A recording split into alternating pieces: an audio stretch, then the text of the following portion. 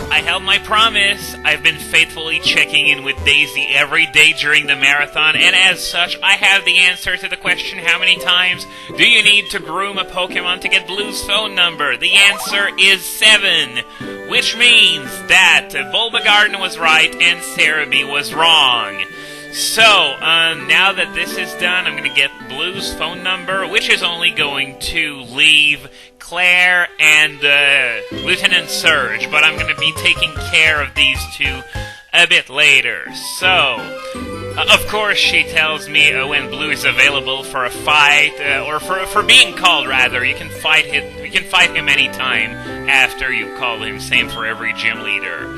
So I'm going to head back to Mount Mortar, and I will see you guys over there. Okay, we are back in Mount Mortar. This was the secret exit, not exactly an entrance, because you can't enter from there. The secret exit that led to those items at the end of the last video. So I'm going to be guiding you through this place to tell you, where each item is, the items that require rock climb, because for the rest we've already taken care of that a long time ago. So yeah, Zelda Marathon over the weekend. Really, really, really fun. And in a massively eerie coincidence, I don't know if Nintendo themselves have come out with it, but there was an art book published in Japan that actually revealed the whole timeline for the Zelda series. I might make a video about it in the next few days, even though... And no, I'm not coming back on what I said in the Ocarina of Time LP, where I said that timeline debates were stupid and pointless, but now that we have something that's actually official to feast on, I might have something to say about it. Of course, there are some people who still debate the fact of whether it's canon or not. But I think this is as close as it's ever going to get.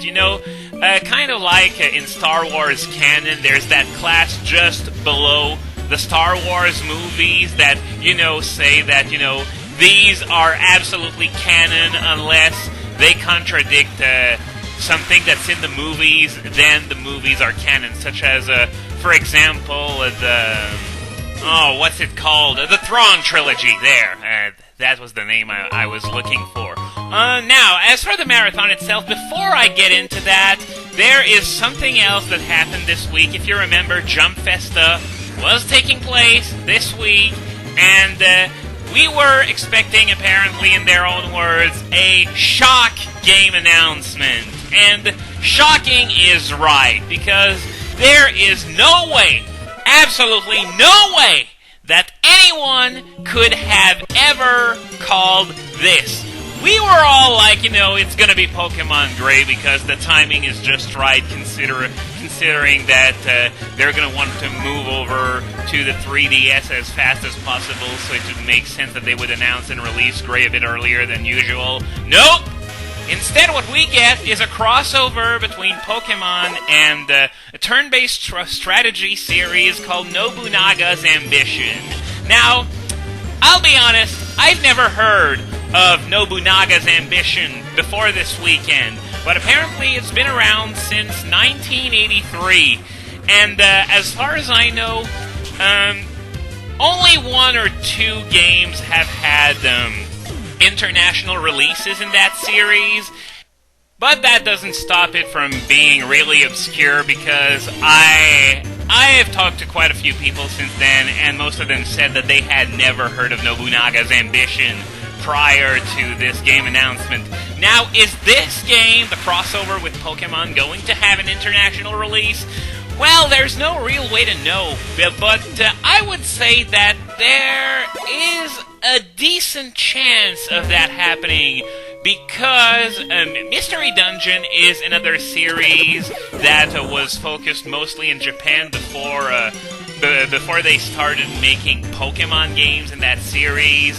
In fact, I think none of the Mystery Dungeon games, other than the Pokemon ones, have had international releases.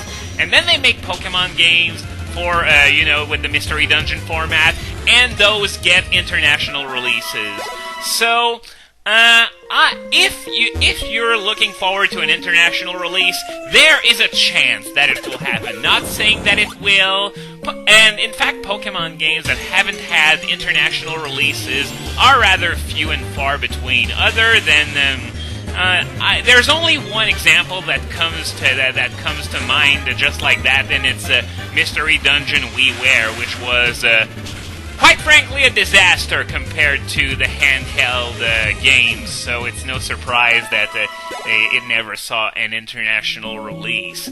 But other than that, there aren't many Pokemon that haven't been released worldwide, so I say that there's a chance that it might actually be released in North America, and Europe, and Australia, and all these places.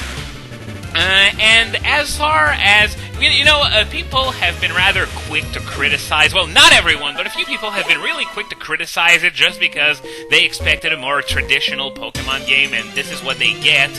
But personally, after the initial shock of the announcement worn off, I became more and more curious, and,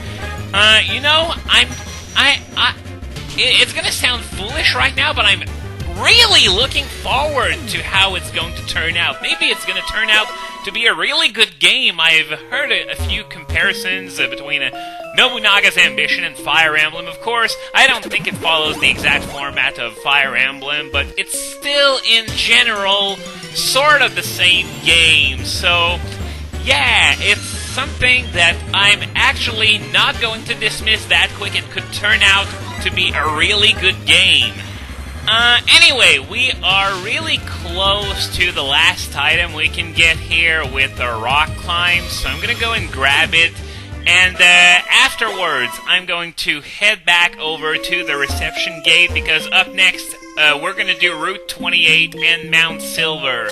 Let's just go down, grab that item, which is the Protector, and head over there. Welcome back. We are about to take on Route 28 and Mount Silver. Just to make everything clear, I'm not fighting Red right now.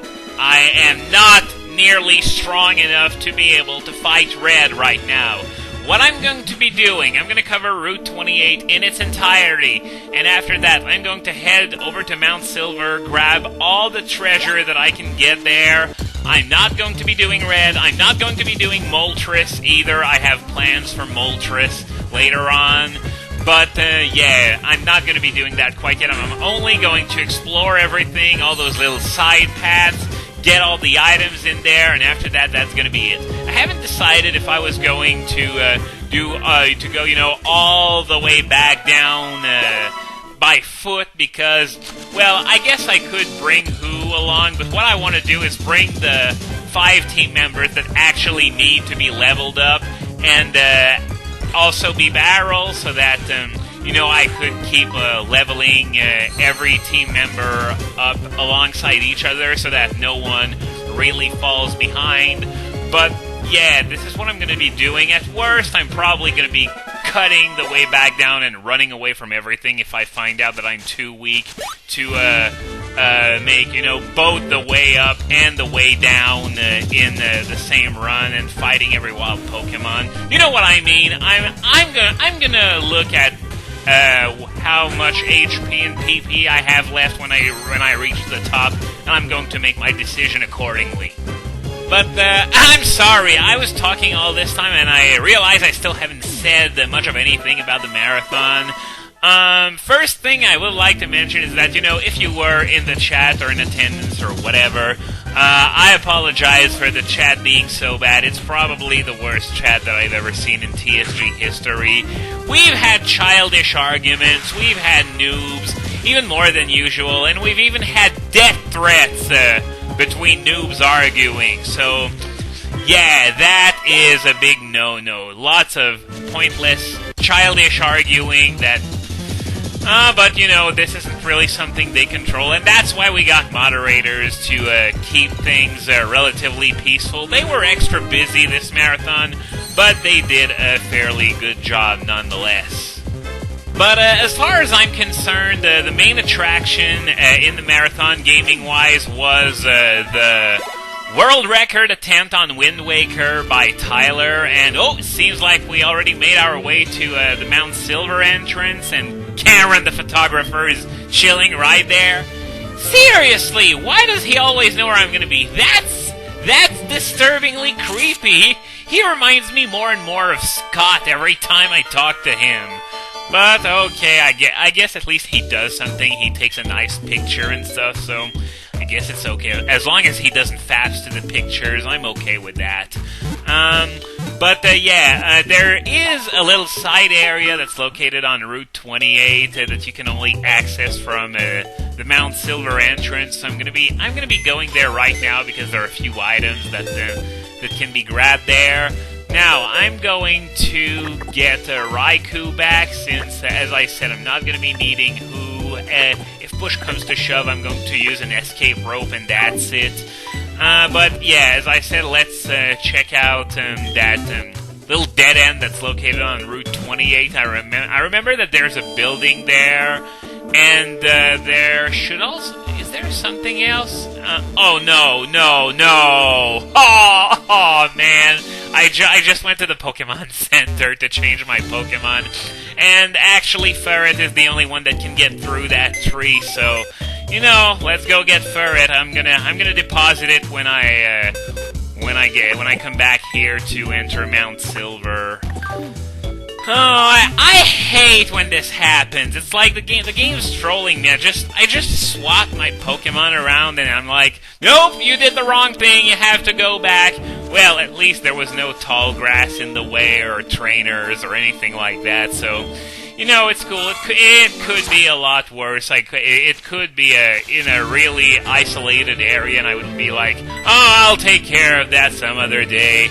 And okay, if I remember, this is a celebrity that's, trying to be as far away from civilization as she possibly can because of the media and her adoring fans. I remembered that right because, I don't know why I remember that. Maybe it's because I played the crap out of Gold, Silver, Crystal back in the day, so... And that's something that didn't change, by the way. TM47, is it? Oh yeah, it's Steel Wing. I figured as much. I knew this was a move that Firo could learn through TM. I don't think it gets Steel Wing naturally, though, but even if it did, it doesn't really matter. It's just Firo. It's not like it's anything good or anything.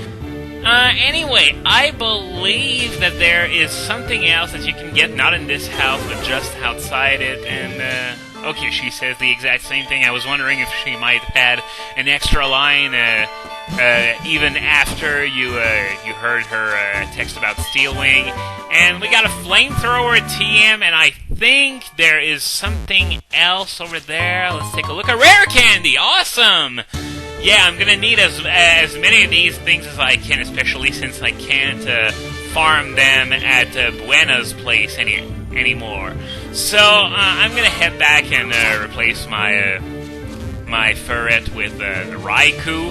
And as I was saying, the Wind Waker world record, it was actually beaten, but it's not gonna count for two reasons. One, the stream crashed a few times, but during the whole thing, and Tyler really doesn't give much of a crap if it's actually considered as an actual world record on Twin Galaxies or anything like that.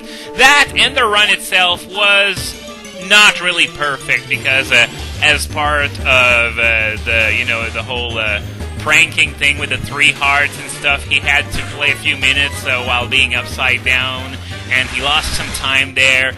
His Wind Temple run was really terrible because he arrived at the boss's door and realized that he forgot the boss key. So apparently that stuff doesn't really bother him. He still knows in his heart that he's the best Wind Waker player of all time. I don't know, maybe he's gonna make another run eventually just so that it can actually count. And it might even be a sub-9-hour run, which he is totally capable of doing, when he's not being pranked for donations to charities at the very least.